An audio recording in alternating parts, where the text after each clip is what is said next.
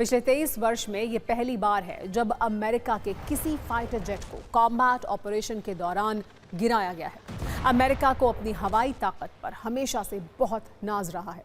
उसके पास F-15, F-16, F-35, F-22 Raptor जैसे आधुनिक जेट्स हैं। F-35 और F-22 को लेकर तो अमेरिका का दावा है कि इन जेट्स को किसी भी रडार पर पकड़ा नहीं जा सकता। अमेरिका इन्हें अपने अदृश्य जेट कहता है। इस जंग में ईरान ने F-35 जैसे आधुनिक जेट्स को भी गिराने का दावा किया। इसलिए आज हमने ईरान के इस दावे की सच्चाई और तकनीक के बारे में एक स्पेशल जेट कुंजी तैयार की है। सबसे पहला सवाल यह है कि क्या अमेरिका के जेट्स वाकई अदृश्य हैं? इसका जवाब आपको आसान भाषा में आइए समझाते हैं। दरअसल आसमान में आ रहे किसी भी खतरे और टारगेट को पता करने के लिए रडार सिस्टम रेडियो तरंगे भेजता है। ये रेडियो तरंगे किसी चीज से टकराकर वापस आती हैं, जिससे टारगेट का पता चलता है। लेकिन F-35 जैसे स्टेल्थ विमानों में खास तकनीक, डिजाइन और स्पेशल कोटिंग का इस्तेमाल होता है। इसके लिए रडार अब्जॉर्बेंट मटेरियल इस्तेमाल होता है। इसलिए F-35 जैसे जेट की तरफ रडार की तरंगे आती हैं तो ये स्पेशल कोटिंग ज्यादातर तरंगों को सोख लेती है। साथ ही ये रेडियो तरंगों को अलग दिशा में मोड़ देती है। इस वजह से रडार को संदेश भेजने वाली तरंगे बहुत कम वापस आती हैं। ऐसे में रडार फाइटर जेट को ठीक तरीके से पहचान नहीं पाता।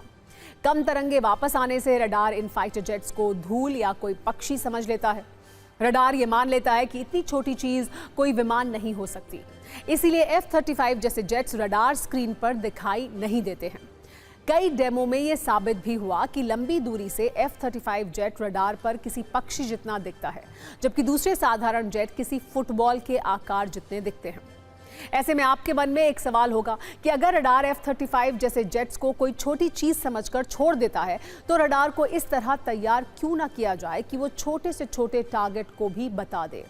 दरअसल रडार सिर्फ लोहे या मशीन को नहीं देखता, वो हर उस चीज को देखता है जिससे रेडियो तरंगे टकराकर वापस आती हैं। आसमान में हजारों ऐसी चीजें हैं जो सिग्नल देती हैं, जिनमें जेट और मिसाइलों के अलावा पक्षी, बादल और यहां तक कि हवा का दबाव भी हो सकता है। इसीलिए ऐसी सभी चीजों को एक साथ ट्रैक कर पाना करीब करीब नामुमकिन होता है। यही वजह है कि आमतौर पर रडार को एक खास साइज से बड़ी चीजों को ट्रैक करने की कमांड दी जाती है। साथ ही एक खास गति से चल रही चीजें ट्रैक होती हैं। मान लीजिए रडार को 100 किलोमीटर की रफ्तार से चलने वाली चीजों के लिए कमांड किया गया, तो वो सिर्फ उन्हीं चीजों को ट्रैक करेगा।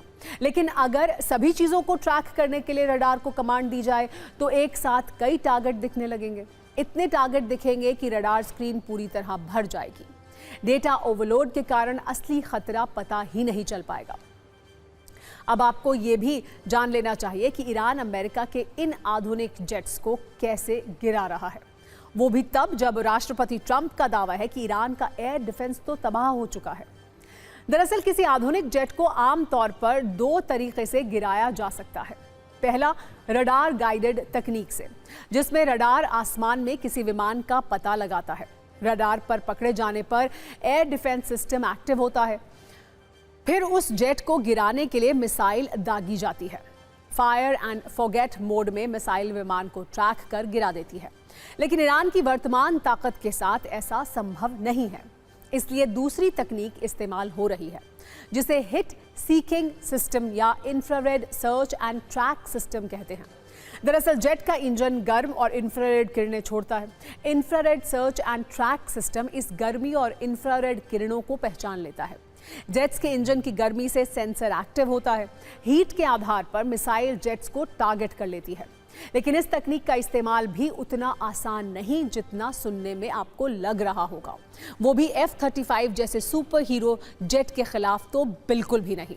लेकिन ये कहते हैं कि हर किसी की एक कमजोरी होती है। F-35 और दूसरे अमेरिकी जेट्स की भी एक कमजोरी है, वो है इनका मजबूत इंजन, जो बहुत पावर जनरेट करता है, जिससे बहुत ज्यादा गर्मी भी पैदा होती है।